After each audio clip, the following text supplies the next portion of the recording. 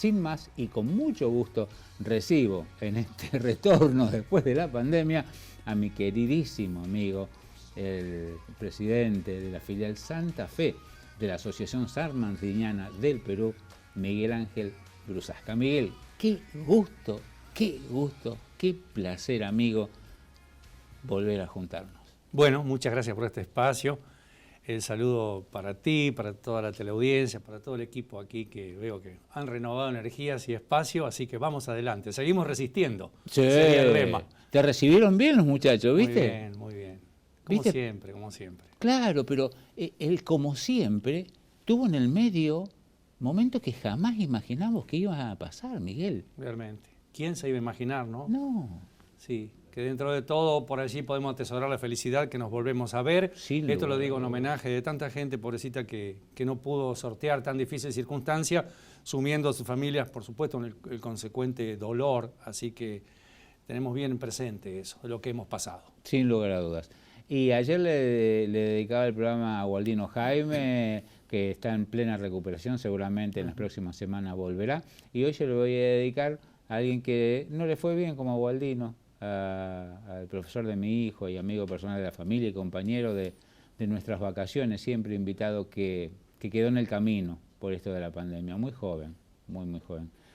Así que al querido profesor Hernán, sí es cierto que hay algo paralelo, sí es cierto que hay otro lugar, y soy católico, sí es cierto que existe algo que nos conecta. Ojalá te lleguen mis deseos de que ese lugar sea bueno, loco, que ese lugar sea bueno. Señores, para vos, Hernán, con Miguel lo he invitado para que me diga, ¿de qué hablamos de San Martín? Tenemos que arrancar, dale, ¿con qué? Y con lo que menos se sabe, más se habla, y todos dicen que saben lo que pasó, y todos especulan. Sí, ya lo sabe, el encuentro de Guayaquil, ¿qué tema? Sí, no voy a decir polémico, tema controversial, que ha dado lugar a muchas interpretaciones, depende el cristal con que mirara en su momento el cronista que actuó sobre el tema. Pero estamos en un año muy particular, se cumplen 200 años de ese encuentro fundamental entre los dos libertadores. De hecho, parece una obviedad decirlo, pero lo citamos para ubicarnos geográficamente. El libertador del norte, don Simón Bolívar, y el libertador del sur, don José de San Martín. Miguel decía 200 años. Efectivamente, el encuentro, que fueron 2 días, el 26 y el 27 de julio de 1822, en Guayaquil, Ecuador. San Martín, voy a dar un dato siempre para ayudarlo, o para acompañarlo, no ayudarlo, no, para acompañarlo. Bienvenido sea el dato, bienvenido. A ver. San Martín tenía 44 años. Jovencísimo, claro. Y Simón Bolívar 40. Pero voy a dar un dato adelantándome. 7 años después de esta cumbre que decidió el futuro de la libertad de América, moría por tuberculosis y fiebre tifoidea Bolívar. Tan solo 7 años después. San Martín sería longevo, ya lo saben eso. Así es. Pero sobrevivió hasta 1850. Exactamente. Sí, pero imagínense el desgaste de esos hombres.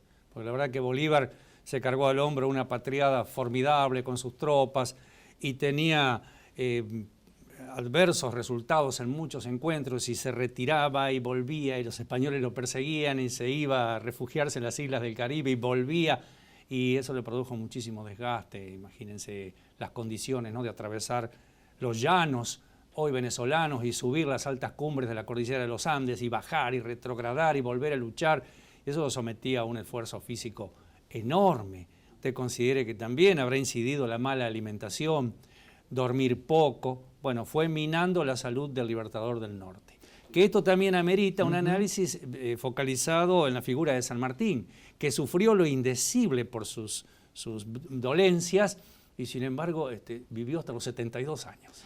Vos sabés, Miguel, que estudiando un poquito para acompañarte en tu relato, vi que en la película de mayor trascendencia, que es se llama El encuentro de Guayaquil, de Capelli, es una película que tiene menos de 10 años de vigencia, y vi que la única que interrumpe el encuentro en el primer día es la esposa de San Martín. Y yo, estuvo la El esposa. horror histórico de aquello, ¿no? Ah, sí, no estuvo. Jamás. Él antes de pasar a Chile envió a su esposa de Mendoza a Tucumán y nunca, a Buenos Aires y nunca más se vieron. Qué bueno. Te No, cuento. ahora hay un error de interpretación, no habrá querido referirse a Manuela Sáenz, la íntima, la compañera de Bolívar, puede ser por ese lado. No, es más, Seguramente han novelado esa parte como para darle algún sesgo romántico, pero en absoluto. Mirá vos, qué Sí. gracias. Ahora, usted dijo por bien eso. el introito, es un tema que uno trabaja por interpretación de lo que vino después en materia de crónicas y alguna tradición oral, porque nadie estuvo presente en esas horas en las cuales dialogaron Bolívar y San Martín. Ahora, 6 horas sí. en total, dividida en un tiempo de 1 hora y media, un descanso, luego media hora el día 26 y 4 horas el día 27 de julio de aquel año de 1822. Miguel, San Martín era una persona, un hombre de cartearse muchísimo con sus amigos y demás. Sí. Nunca dijo nada, nunca dijo, si no hubiera sido por esto, por aquello, jamás. Él en cartas posteriores, muchos años después, desde su ostracismo, inclusive cuando escribe al mariscal Castilla en Perú, pocos años antes de su muerte, le expresa que él le prometió al general Bolívar guardar absoluto silencio de lo que allí se había conversado y cumplió la palabra. ¿Y del lado de Bolívar? Bolívar también respetó ese código. ¿Qué hay de cierto que fue más duro el cruce de los Andes de... Te reí porque ya sabes lo que te voy a preguntar. ¿Qué hay de cierto que fue más duro y más difícil el cruce de los Andes por parte del super ejército que tenía Bolívar que el que hizo San Martín por 3 carriles en principio? A mí me parece que San Martín, en definitiva, facilitó las cosas debido a la impresionante organización que él imprimió a ese cruce, que lo planificó, hizo todos los resguardos del caso, no solo para proteger a sus soldados del frío y del cansancio, también las reservas de alimentos que mandó a colocar en los refugios anteriormente, y por eso el cruce de Bolívar fue más sufriente por el hecho que Bolívar decía vamos, y arrancaba. Y entonces por ahí no había una logística muy bien planificada y su tropa y él mismo sufrían mucho más. Escalar los Andes venezolanos, los Andes colombianos, no es poca cosa tampoco, y además la falta de caminos. Claro. La falta de caminos. Claro, aquí San Martín contaba con la ventaja de caminos consolidados de arrieros que desde muchas décadas antes hacían el trayecto de lo que hoy es Argentina hacia Chile. Claro. Y entonces había ciertas sendas consolidadas que fueron las que en definitiva usó. Pero Bolívar avanzaba, salía desde la selva llanera y se subía a esas cumbres enormes de Colombia y Venezuela y iba para el otro lado y de allí lo corrían y volvía a repasarlas y entonces eso producía un desgaste y un deterioro, un cansancio en el ejército muy marcado. ¿Es cierto que eran personalidades totalmente opuestas? San Martín, una persona medida, reservada, no engreída, y Bolívar, un tipo yo. Yo, la verdad que nunca quiero entrar en ese terreno. Siempre me apoyo en los quilates de ambos militares, que cada uno pusieron lo mejor de sí para llevar adelante un proyecto que tenía que ver con la independencia de estas tierras. Que Bolívar haya sido más impulsivo, que haya sido un poco más egocéntrico, no cambia la ecuación. Que San Martín fuera reservado, con gesto adusto, que hablara poco, tampoco altera las cosas. Hay que ver los resultados. Los resultados están que el único inconveniente que preocupó a San Martín, que él quería terminar la guerra cuanto antes, y esto sí lo vamos a analizar ahora como producto del encuentro de Guayaquil. Las cuestiones se dilataron y recién en 1824 terminó la historia con la batalla de Ayacucho. O sea, pasaron 2 años desde el encuentro de Guayaquil hasta que se consolidó la independencia de América con la derrota de la Serna y Canterac en Ayacucho. ¿Dónde queda Ayacucho? En el Perú, en el sur de Perú. Esto fue el 9 de diciembre de 1824, que ahí participaron soldados argentinos y también un grupo de granaderos, que son los que después trajo Bogado desde el Perú a la Argentina para depositar sus armas en 1826 en el cuartel del Retiro. San Martín ya no estaba en América. Abro un paréntesis. Sí. ¿Sabés qué te voy a pedir? Vos sabés que pasó la pandemia y me olvidé. El coronel Bogado, como se lo conoce, termina sus días en San Nicolás. Si usted quiere, porque ¿Es así? es apasionante lo que usted me plantea, porque por ahí nos vamos por las ramas, pero el tema no deja de ser interesante. Si No, usted bueno. quiere, hacemos un día un programa vinculado al coronel Bogado, que es aquí en la pandemia, me ha llevado a investigar bastante de su vida. Justamente hace pocos días estuve en la casa donde él vivió, que es la construcción de material más antigua de San Nicolás, y hoy es un pequeño museo. ¿Y se puede visitar? Pero por supuesto, claro, en la calle Francia al 100, en la ciudad de San Nicolás. Pueden ver por internet, entrar en las páginas del municipio, y estuvimos allí realizando un breve video, es decir, unas tomas de video para poder subir a las redes una referencia, para que no se pierda la memoria del coronel Bogado, que fue sepultado en el antiguo cementerio de San Nicolás, y cuando él mismo fue trasladado al actual emplazamiento de la necrópolis nicoleña, sus restos se perdieron. No hay dónde ponerle una flor, pero Bogado se sumó como cadete del Regimiento de Granaderos en San Lorenzo, hizo toda la campaña y fue el único que fue ascendido en cada uno de los campos de combate hasta llegar al grado de coronel, y cuando termina la batalla de Ayacucho, él retorna con los últimos granaderos que habían hecho toda la campaña a la Argentina, a Buenos Aires, los 7 granaderos que habían partido desde retiro. Qué bárbaro. Miguel, ¿cómo catalogarías el encuentro o la entrevista de Guayaquil? ¿Es un hecho determinante totalmente o es un momento más en la historia de los combates que había por la independencia en ese momento? Mire, más allá que se demoró 2 años el combate final porque no pudieron unir fuerzas, Guayaquil tiene una enorme importancia estratégica y política, porque en ese encuentro, en ese cónclave secreto, estaban reunidos los hombres que tenían en sus manos, en definitiva, la rúbrica final de la independencia de toda la América del Sur. ¿No había órdenes por encima de ellos? No. Es decir, indicaciones de este grupo secreto, esta logia, esto, lo otro. Yo puedo inferir que el accionar de las sociedades secretas, las cuales de alguna manera interactuaban con los 2 generales, pueden haber marcado alguna tendencia del rumbo que deberían tomar las cosas para que terminara la dominación española en América y se abrieran los mercados a otras potencias que ya eran emergentes. Está el caso de Inglaterra, que el territorio en el cual venía a caballo desbocado la revolución industrial, esto de conseguir materias primas, manufacturarlas en Gran Bretaña y después vendernos de nuevo, que haya habido todo un juego de intereses. Seguramente que ha sido así, porque la verdad que ninguna guerra se produce si no es por juego de intereses. Así que puesto en ese contexto, yo creo que lo de San Martín y Bolívar debe haber sido apoteósico. Pero siempre hay un pero, y si quiere le explico cuál es. Te escucho, Miguel. ¿Por qué llega San Martín a Guayaquil? Porque ese es el tema.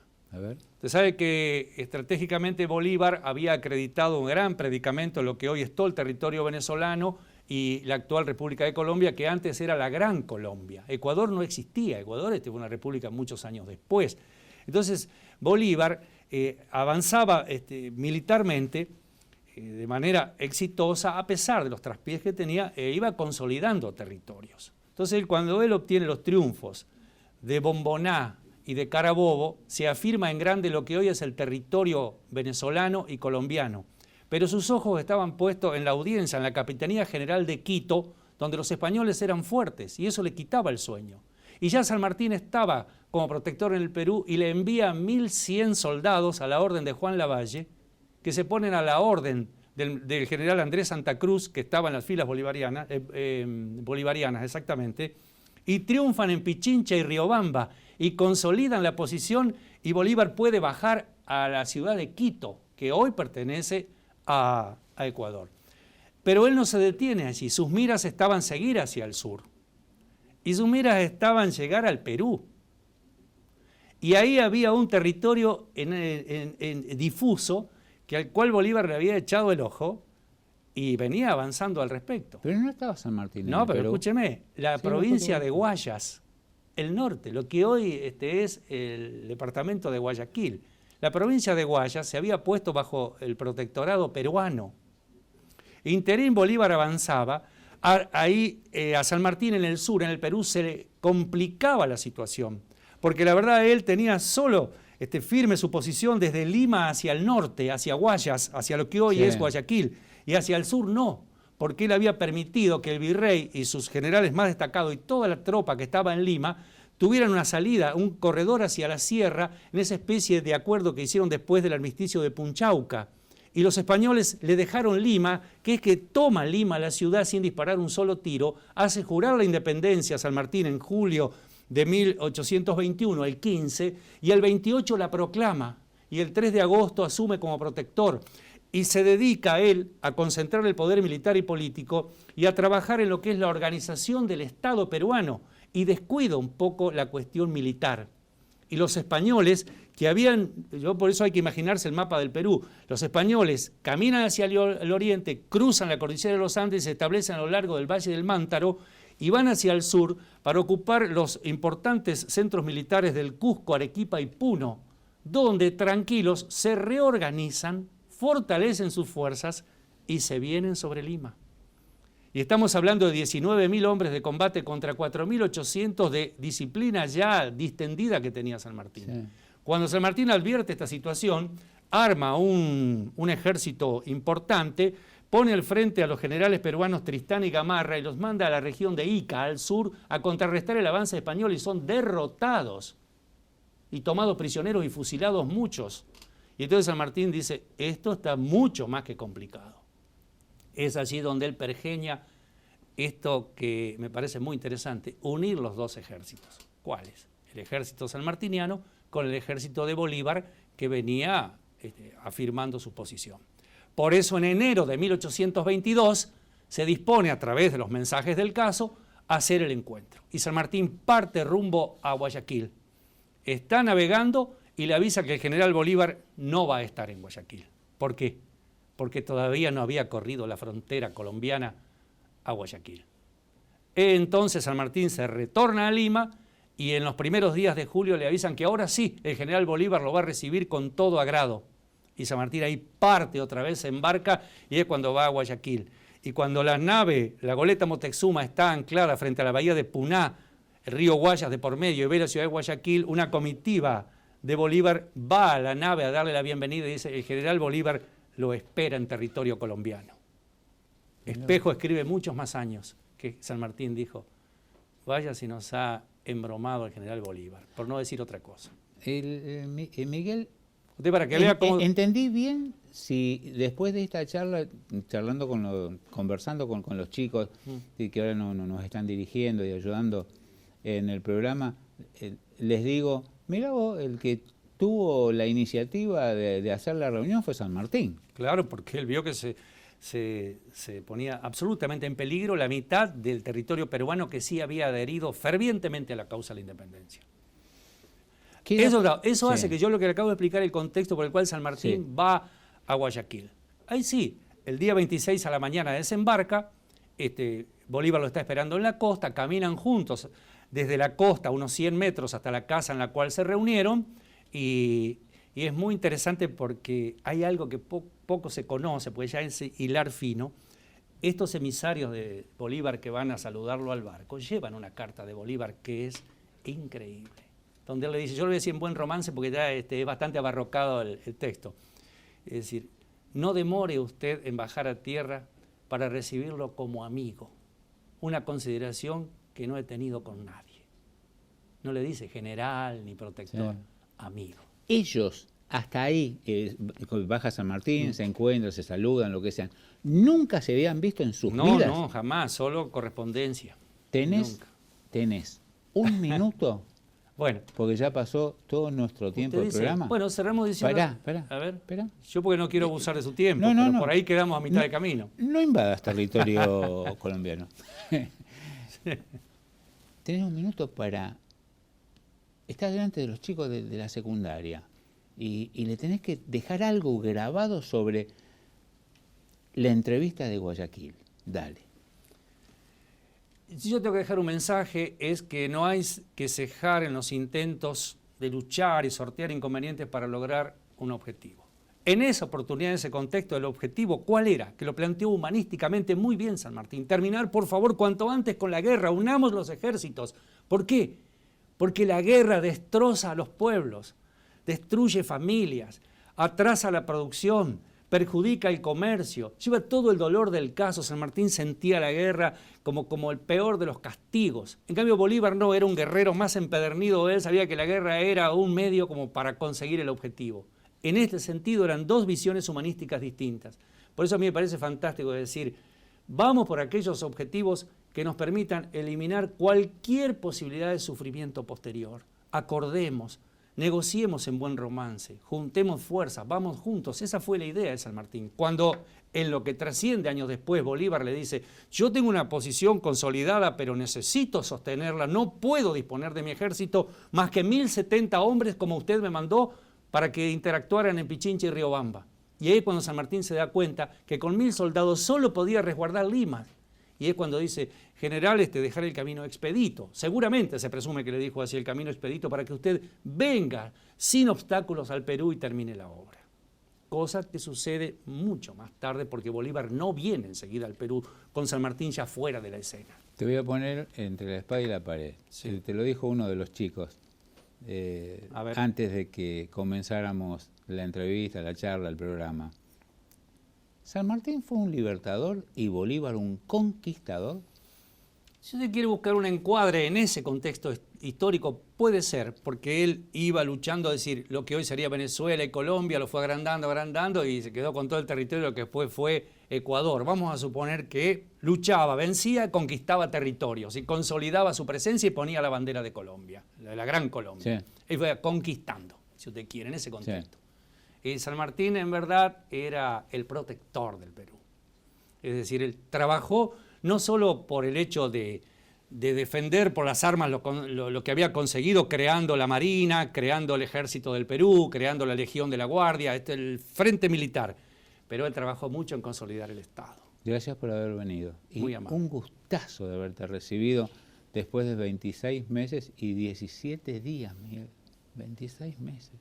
Pasan muchas cosas. Quiere decir entonces, como hicimos en el inicio de la charla, que hemos resistido.